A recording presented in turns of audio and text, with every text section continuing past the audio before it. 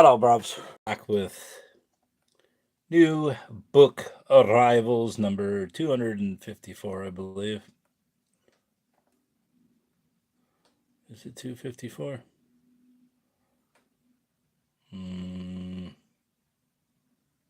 Two something.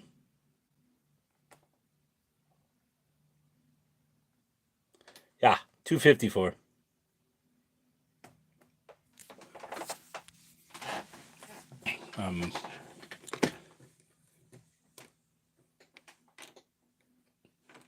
Foolhardily placing these on a puzzle that I never finished upstairs, but that's the way it's going to be. What the fuck is it? Am I live or not, bruv? Am I live? I believe I'm live. There we go. I'll turn the volume down. We should turn it down, bruv. We also will pause the video here. Come on.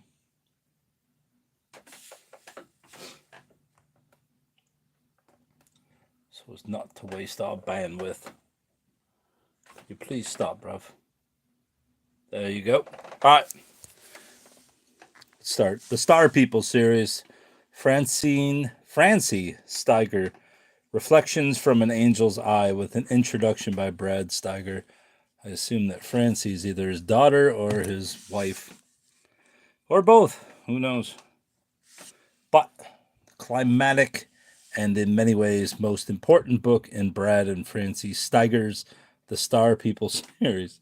This the Gods of Aquarius, The Star People, Revelation, The Divine Fire. Fire! This book is in great shape. I got it for 10 cents at a library book sale that was getting rid of a bunch of books. Usually the books I want will end up on that 10-cent shelf, but I don't usually wait that long, but there we go. We got a 10-cent book. Probably a $10 book on eBay. Didn't look it up, I don't know. Here's another 10-cent book from the library, Parting Visions, Uses and Meanings of Pre-Death Psychic and Spiritual Experiences, which is pretty cool. Who's this? Sate Blood? SLT Blood. What's up, dog? What you got, dog?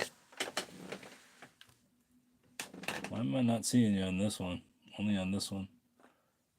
Oh, there he is. I'm great, buddy. How are you? This is past kind of like near-death experiences and that sort of thing. I read a part of this when I picked it up. Not a part, but just like 2 pages. It is pretty interesting to hear people's experiences when they supposedly have come close to dying. We heard that on Rex Sullivan Impy's part, didn't we, buddy? Didn't we? Firestarter by Stephen King. I know what his real name is, but I don't care. Guys, the fucking Stephanie Meyer of horror writing, but he's collectible, so I will always pick up his books. What's it look like it's about, buddy? What do you think this is about?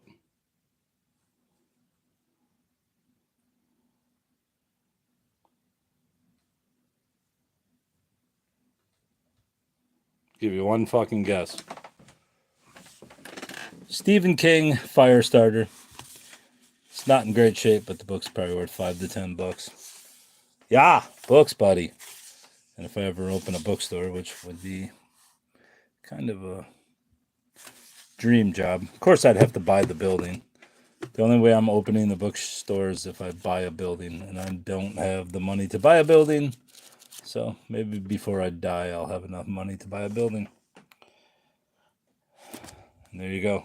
A vintage Stephen King with a fucking rat in odd corner. We got 2 more Stephen King. Stefan King. Cujo. Viking edition.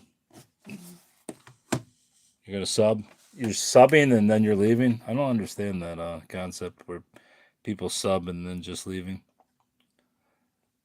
Are you saying it's interesting enough to like and subscribe, but not to stick around? Don't matter. Dorothy Teague, 1987. I don't know why Dorothy didn't like dust jackets, but she ruined the value of this. I believe this is a, whatchamacallit, book club edition. Look at all that fucking dust in there, buddy. That ain't cool. I'm a sub. I'm a sub. You a sub. Subaculture. Yeah, I believe this is a book club edition. But I could be wrong. I usually am not. Pet Cemetery by Stephen King. Stefan King. Look at his dipsy doodle fucking writing. Dorothy Teague, so maybe, yeah, that was Dorothy Teague too. She apparently upgraded her, whatever it's called, Ex Libris bookplate. I like this one better. That one, that is. Cujo one. Pet Cemetery. $1 book I bought. 1983. Again, I believe this is a book club edition since it's a smaller sized hardcover. Still worth $5 to $10. As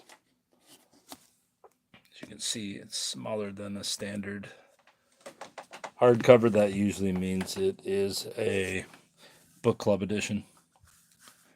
We go to the Yiddish. A Nation of Words. It's a really nice picture. Thought they were singing, but it looks like they're just Yiddish, whatever they are, bulbs. Miriam Weinstein or Stein. $41.50 in Canada. $26 and whatever that says. What's this say? 0 cents? What year was this published? My God, that's a lot of money. 2001. Someone would have paid $41 for this in Canada. Yeah, I'd sell some. I don't sell a lot of books, but I have like 150 listed on eBay, but as you can see, I got about 1,000 in this room, so mostly I just buy a book. If I find a book that is worth something, but I don't really want to buy it, and that way it funds to buy all these books. I'm going to sell this book probably for $40, since it's a decent book, and that pays for all these books I got today, plus some. I mean, I used to sell a lot of books, but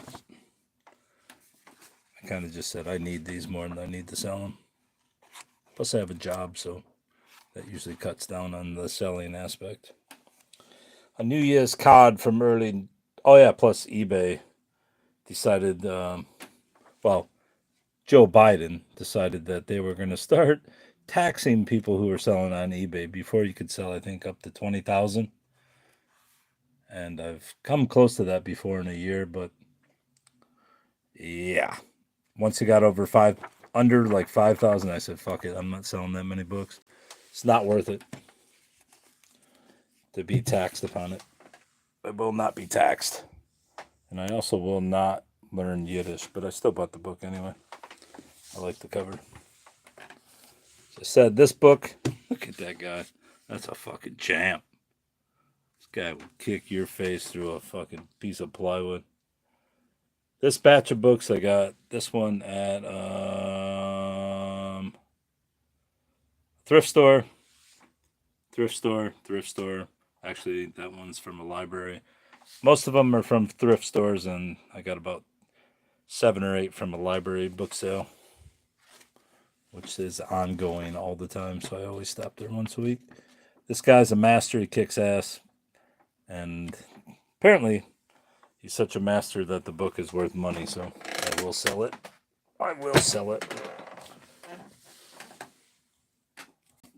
This one I will sell too. I believe I have a copy of this already. I was going to donate them to this local Malcolm X museum that's supposedly being built, but built in a house that Malcolm X used to live in Inkster, Michigan. But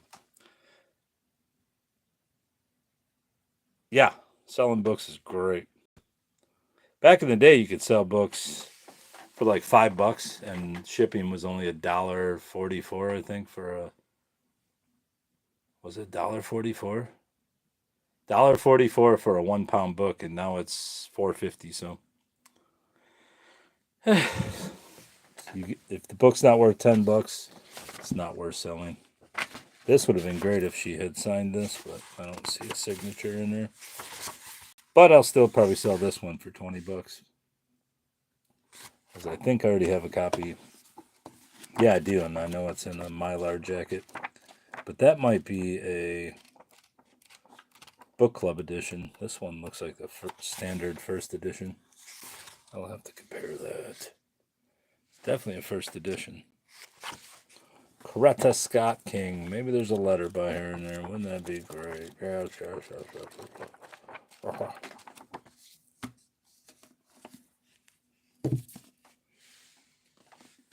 Yeah. If I can get $10-15 for that, that's great. Beyond the Veil. Epiphanies from God.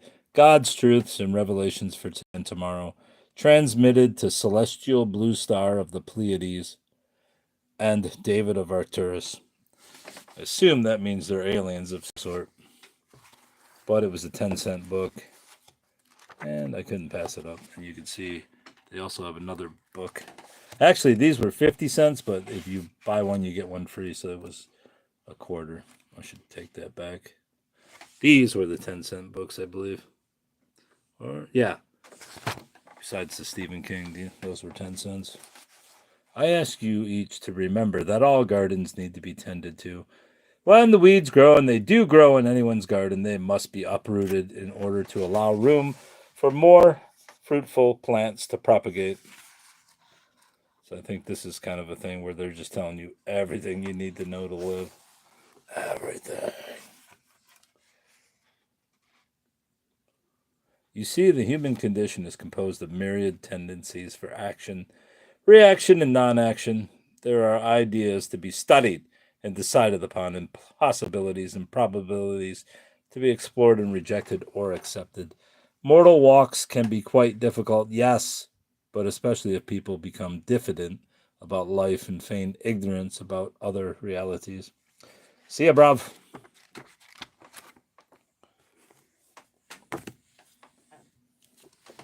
Yeah. The Code. God reveals long hidden secrets to Celestial Blue Star and David of Arcturus. I wonder if it says anything about these people.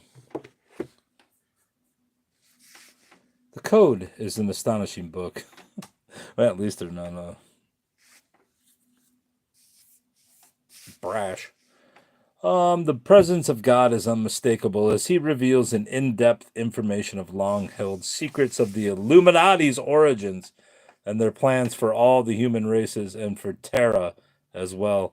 He offers detailed information explaining why he could only speak of these matters now. God effectively and neatly ties together each step a soul takes on and off world. He also reveals information heretofore unknown about souls, their migration, their interplanetary connections, and how these connections interact with each race and the ways of means by which all souls are watched over. God damn it, Jim. That's great. I don't know what the cover means. This fucker's in good shape. About the Illuminati, huh? Maybe if I ever get back to reading on this channel, I will go to that book. Here's another 2-for-1 book, The Pleiadian Agenda, A New Cosmology for the Age of Light. Introduced by Brian Swim, Barbara Hand Clow. I have a couple of her books up here somewhere. Really need to sort these better, but that's the way it's going right now, bro. Yes. Let's see. Abraham was a Syrian, and yet he was carrying the Anu bomb. This would indicate to me that Sirius is also involved in the deposit of radiation. As my vehicle understands, the model, the Sirian package that was picked up in 5400 BC and delivered to Earth in 3600 BC, was the Temple City Culture Model. Galactic Night. Photon band and precession of the equinoxes. The book you have in your hands will be more comprehensible if you have an understanding of how the Pleiadians have been communicating with humans. Many indigenous people of Earth have claimed Pleiadian origins, and then, in the 1970s, Billy Meyer of Switzerland reported direct contact with Pleiadian ships and individuals. In the 1980s, Ken Carey published Starseed Transmissions, a remarkably clear and inspiring breakthrough of Pleiadian intelligence. Lissa Royal and myself were experiencing direct transmissions. Barbara Marciniak suddenly opened a very potent channel of Pleiadian thought in 1988, and many other channels were reporting similar veins of teaching coming from this star system. The Pleiadian agenda comes primarily through Satya of Alcyone. Alcyone, a very forceful Pleiadian wisdom figure who is closely identified with the goddess. Yeah, the goddess, bruv. All right, what else do we got? Murder in the Bayou. The truth will surface. Who killed the women known as the Jeff Davis 8? Something, as you can see, it was from Ollie's and originally, so it didn't sell very well, but these were people who died in Jennings, Louisiana, a bayou town of 10,000 in the heart of Jefferson Davis Parish. The women came to be known as the Jeff Davis 8, and they had been among society's most vulnerable, impoverished, abused, mired in mental illness, engaging in sex work as a means of survival. As the cases were unsolved, the community began to look inward, combining muckraking research and immersive journalism over the course of a 5-year investigation. My mother will get that book. Witness from Beyond. After Death Communications received from the noted theologian A.D. Matson through the distinguished clairvoyant Margaret Flavel Tweddle. Witness from Beyond. This book has some value. I looked it up. Don't know if I'll be selling it, but interesting enough. I always will pick up these books, especially these independent press books on after death. Witness from Beyond. Forward books. This one's a good one. And we'll go to this one first. The Fur Person. May Sarton, who I believe was a poet. I have read The Fur Person with delight, an enchanting book. This charming story is drawn from the true adventures of May Sarton's own cat. Recounts his evolution from a cat about town to a gentleman cat, and finally as a genuine fair person. There he is, fair person. Paul Jones has a hard time.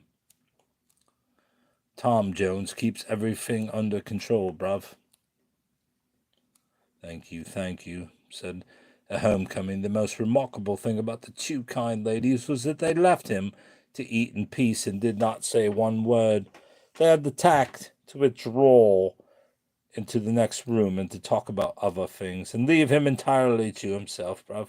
It seemed to him that he had been looked upon and up and down, remarked upon, and hugged and squeezed far too much in the last days, and now he was terribly grateful for the chance to savor this delicious meal with no exclaiming this or that, and without the slightest interruption.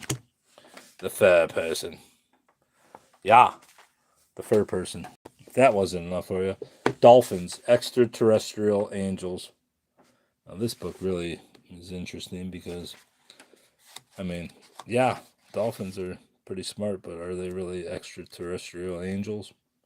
Who fucking knows? Look at their brain, bruv.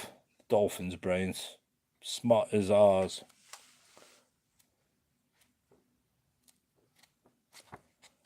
Adventures Among Spiritual Intelligences by Timothy Wiley. Let's see what Timmy has to say. It is becoming more evident to us that our small planet is considered the pearl of this area of the universe, and its demise amid atomic destruction is simply not being allowed to occur. This is not an act of coercion or a diminishment of our free will by those whose function it is to watch over universe affairs, because no human being truly desires in their heart to see their planet destroyed. It is the long-awaited helping hand for which we have also ardently hoped and prayed. The presence of extraterrestrials and angels entitles entities from other levels and domains of the master universe seek to help us mend the situation which has regarded as immensely difficult for the last 200,000 years, and which happened through no doing of ours. Is that Tim? Hey, Tim. Look at this guy. He's a fucking champ. That guy's a fucking champ.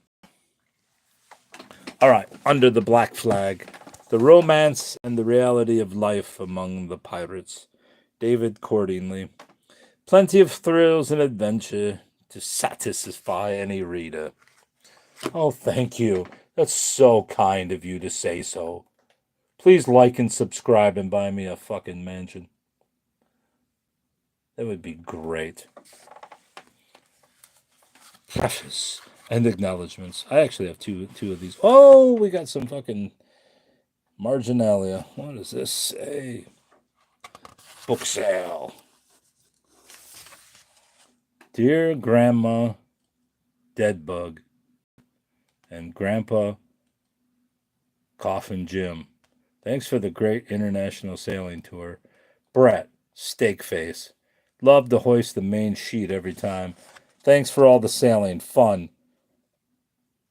Does that say Christina? Black Pearl. Thanks. Cillian, Ball, Sailor, Zeverin, Slaint. 2018. Kind of fucking rubbish is that. Anyway, I already have a copy of this book, but I figure at some point I could just read one of these and destroy it by... This will probably be the one, although Dear Grandma Deadbug probably should not be defiled in such a way. Oh, look at the gold tooth. Comes off that page. Isn't that wonderful, bro? Or is that... No, that's red tooth. Or is that gold? No, that's part of his skull. That's where the tooth is, bruv. Don't you want somebody to love, bruv? This is the most authoritative and highly literate account of these pernicious people that I have ever read. Patrick O'Brien. Captivating. Esquire. I should tell you a story about this, bruv. Maybe I shouldn't. Back in the day, before I went $40,000 in debt, I had a, what was it? Was it a Barnes & Noble card? Nah, I think it was a Walden Book card. And every time I transfer over balances, I would get like 4 or 5 gift certificates from this place, and I'd just go pick up free books. It was great until they claimed that I didn't make the payment on time, and then they started charging me 25% interest, and of course I couldn't pay that because nobody can pay that. Not even a bank can pay it, bruv. Year of the Hangman. George Washington's campaign against the Iroquois. Iroquois? Iroquois. We don't know what it is. Is it the Iroquois? Where was this? Where was this war? Weren't they in the Midwest? Maybe I'm wrong. After 2 years of fighting, Great Britain felt confident that the American rebellion would be crushed. In 1777, the year of the Hangman, Britain devised a bold new strategy, turning its attention to the colonial frontiers, especially those of western New York, Pennsylvania, and Virginia. Britain enlisted its provincial rangers, Tories, and allied weapons or warriors, principally from the Iroquois Confederacy, to wage a brutal backwoods war in support of General John Burgoyne's offensive as it swept southward from Canada in an attempt to cut the colonies in half, divert the Continental Army, and weaken its presence around British-occupied New York City and Philadelphia. Squeakiest chair on the planet, and that's the one I chose to sit in. But at least it looks royal. Jack the Ripper. Key new theories. Complete chronology, comprehensive A to Z, essential documents, full bibliography.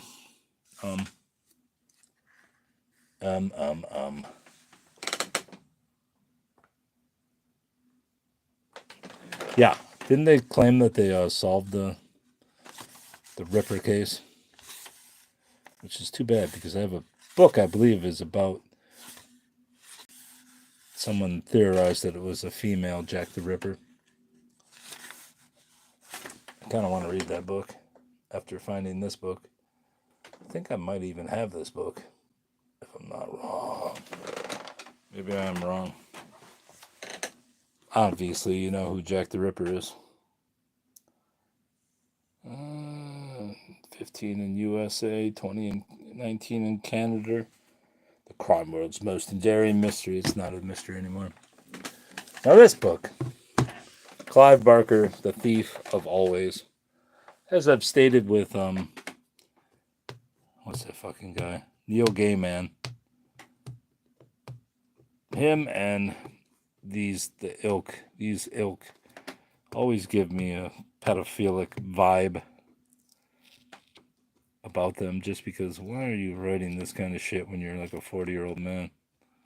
I understand if you're like 20 and that's what you start out doing, but at some point don't you say, hey, I'm going to become a serious writer? But no, these creepazoids, they fucking write this when they're 48 years old. It's just kind of creepy to me. Man, if you're still thinking of this kind of shit when you're like 45, 50, get the fuck out. Pleasure in the worry.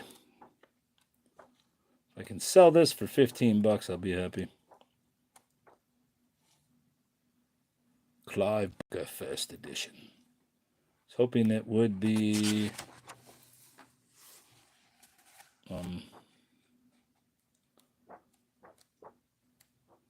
signed, but no such luck.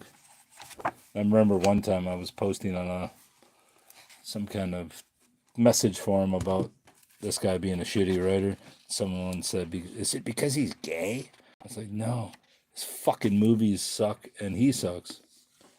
And this confirms why he sucks. I did pay $2 for it, but I think it was worth it, considering it's a first edition. Is he still alive, or is he dead? I would go see him and tell him, oh, I love all your work. And he'd be, what's your favorite? I'll say, of course. All of them are the favorite. How could I ever choose? When merely I want his autograph so I could sell the book.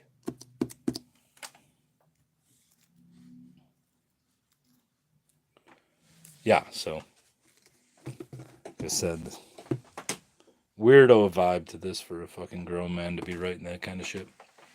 Atlantis, the Eighth Continent, Charles Berlitz, author of The Bermuda Triangle. Thought I had a copy of this book, but I don't know. It was only, what was it, 10 cents? No, I think it was, whoa, boobs on a Brahma, or whatever it is. Hell yeah, that's the goddess I'm after. Minoan Cretan figure of a goddess, the Minoan civilization, named for its famous king. Minos was surprisingly modern in its creature comforts and its boob comforts. I'm sure this book is way outdated for supposed knowledge of Atlantis, but I'd like to read it at some point on this channel. But I don't know if it's ever going to happen because I'm lazy. Doctor of Deceit and the AIDS Epidemic. At some point, I started collecting books on AIDS, like I collect books on every other thing. Not necessarily because it's an interesting subject, but just because it's a particular subject. Whew, this book smells of fucking paprika or something. My God, what is that? Heavy pepper smell. How much did I pay for this? Doctors of Deceit. I think I got this for 10 cents. It's heavy pepper smell to this book. What's a spice that smells like pepper? Because this motherfucker smells like it was doused in pepper. Edna Fairberger. Edna Fairberger. Saratoga Trunk. I thought it was going to be something on the trunk murders that happened way back then when she was alive. But I don't think it has anything to do with the trunk murders. An ambitious Creole beauty who more than meets her match in Clint Maroon, a handsome Texan with a head for business and an eye for beautiful bitches. As different as they are, they share a common trait. They're both looking to settle a score. Together, they do battle with Southern gentry and Eastern society, but in their obsession to acquire all they've ever wanted, they fail to realize they already have all they ever they'll ever need each other. It's all they'll have, bruv. Each other. A novel by one of the 20th century's most accomplished and admired writers, Saratoga Trunk is a lively tale of ambition and love that celebrates the triumph of outsiders against the powerful and corrupt. As we come to our last two books, Lauren D. Estelman, The Hours of the Virgin.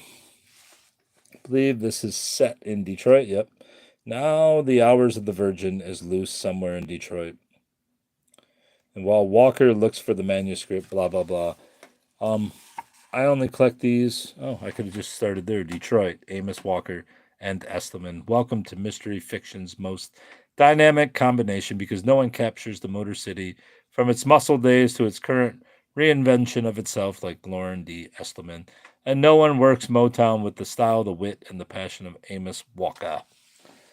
Not a novel person, but since Estelman and Elmore Leonard and a few other fuckers were Detroit writers, I pick up their books. Mostly I try to only pick up the hardcovers, first editions, just because. Where is he? He lives in Whitmore Lake. Alright, that explains a lot. It's funny he doesn't live in Detroit, though. Is this a first edition? Yes, 1999. And lastly, this book, Hookad, Charity in Victorian and Edwardian Belfast. And there was also a letter in here from 1998. Hi, folks. This is Allison's dissertation. I assume this is Allison Jordan. Jean K. gave it to me some time ago, and I didn't know whether she meant me to read or give it back to her, as I am giving it to you. She won't be wanting it back new. Now, I don't think she ever read it. What?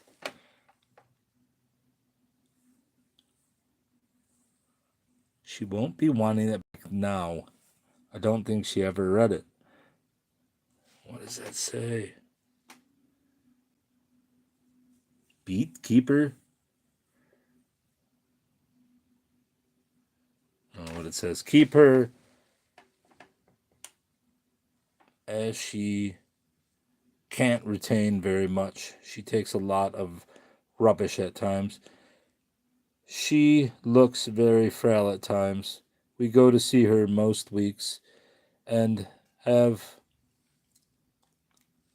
What's that say? Something who has all her wits about her. And take Emma, who has all her wits about her. Well,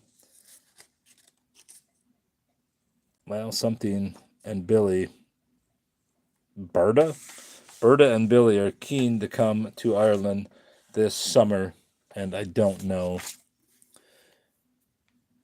if it would be safe. If it is for us, as we know the lie of the land, and I don't know what kind of news you are receiving there. You know, if Sinn Féin don't get what they want, which is a united Ireland, they will start all over again.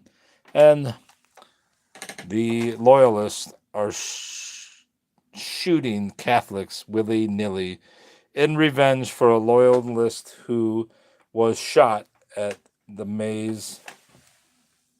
Does that say Maz? I don't know. Maze Prison? Maz Prison?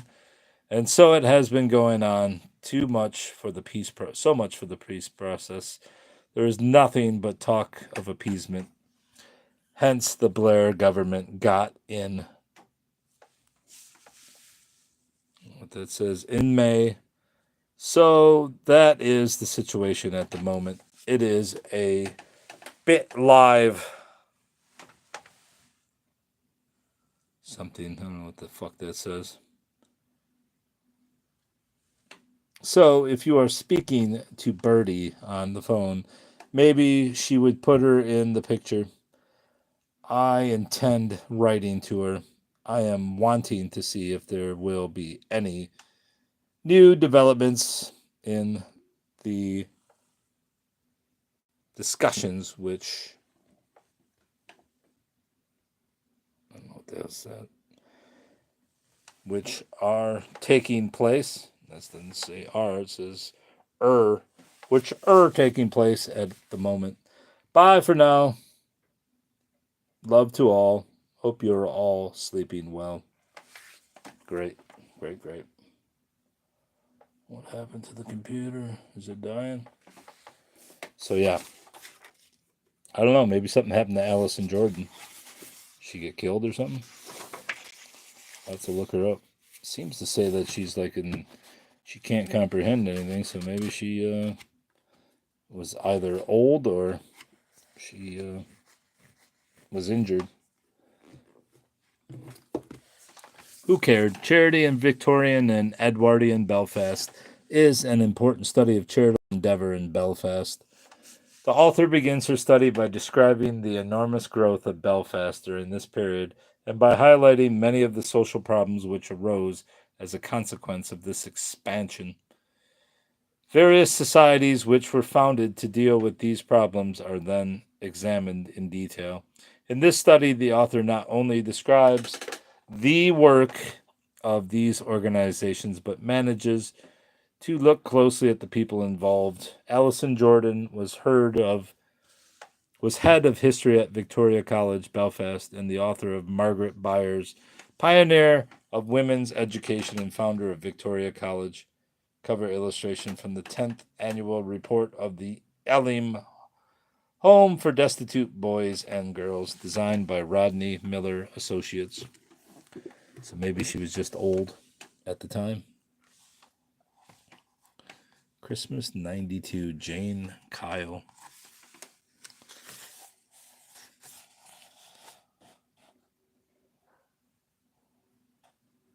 Ulster.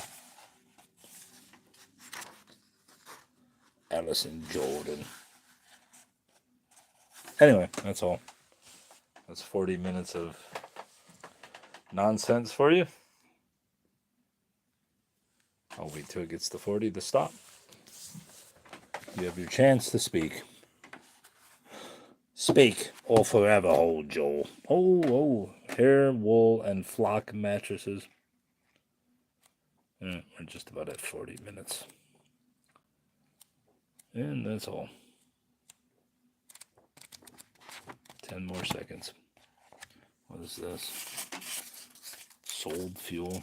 It's just a fucking piece of paper ripped out to be a placeholder. That's all, bruv. That's all.